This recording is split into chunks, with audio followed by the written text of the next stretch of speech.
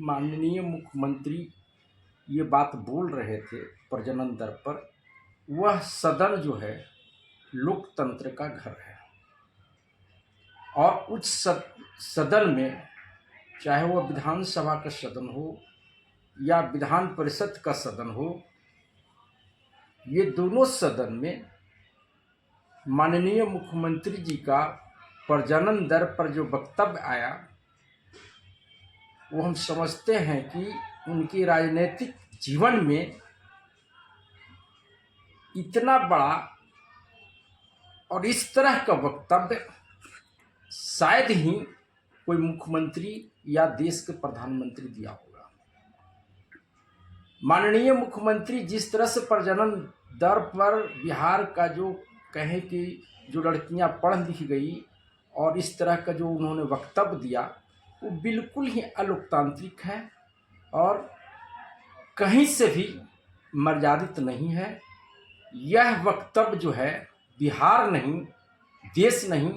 बल्कि दुनिया के लिए शर्मसार करने वाला वक्तव्य है। विपक्षी पार्टी तो कह रही कि मणिपुर में जब इस तरह के घटना हुआ था तब तो आप शांत थे, आपकी पार्टी शांत थी। और नीतीश कुमार तो सिर्फ ये जो महिलाओं में परिवर्तन आया है शिक्षा के बदौलत, उस पर चर्चा कर रहे थे। मणिपुर की जो घटना घटी थी और ये घटना दोनों में अंतर है।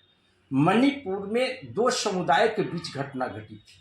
और वो घटना द्वेषपूर्वक किया गया था, लेकिन यह जो वक्तव्य दिया गया प्रजनन दर पर, यह संवैधानिक पद पर माननीय मुख्यमंत्री जी हैं और संवैधानिक पद पर संवैधानिक व्यक्ति जब बोलता है तो वो 13 करोड़ जनता का प्रतिनिधित्व बोलता है। इसका मतलब है कि माननीय मुख्यमंत्री जानबूझकर इस तरह से वक्तव्य दिए हैं और शर्मसार करने वाला वक्तव्य है और हम भारतीय जनता पार्टी इसका घोर निंदा करते हैं और माननीय मुख्यमंत्री जी से मैं इस वक्तव्य के लिए माफ़ी नहीं बल्कि इस्तीफा मांगता।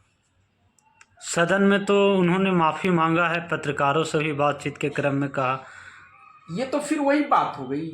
कि हत्या करके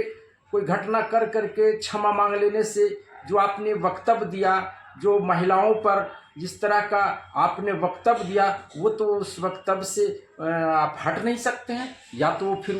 वो चीज़ तो आपने बोल दिया और इस तरह का आक्षेप तो आपने लगा दिया। और इसी तरह से आप जैसे संवैधानिक व्यक्ति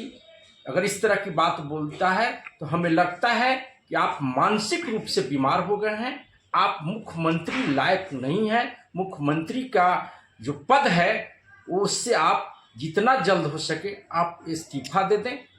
इसलिए कि आप अपने संतुलन बना करके जो वक्तव्य रहता है उसमें आप नहीं रख पाते। नीतीश कुमार के साथ में आप भी पार्टी में रहे हैं, समता पार्टी के साथ से जुड़े हुए हैं, तो अब और उस समय और अब की परिस्थितियां और कैसे देख रहे हैं कि ये परिवर्तन देखने को मिल रहे? हमें जहाँ तक लगता है कि माननीय मुख्यमंत्री का साथ रहने का मौका 94 से हमें मिला और जब उनका भाषण होता था तो लोग नहीं, सभी लोग ध्यानपूर्वक सुनते थे कि माननीय मुख्यमंत्री बिहार के बोल रहे हैं। और जब हम साथ में भी थे, 96 से मुख्यमंत्री के साथ में भारतीय जनता पार्टी थी और उस वक्त से अपने जीवन में और या अपने राजनीतिक जीवन में मुख्यमंत्री जब भी बोलते थे तो उनका एक बोलने का लोग समझता था कि मुख्यमंत्री बोल रहे हैं, लेकिन अभी जो बोले वो एक मुख्यमंत्री का वक्तव्य नहीं है और ये कहीं से भी औचित्य नहीं है।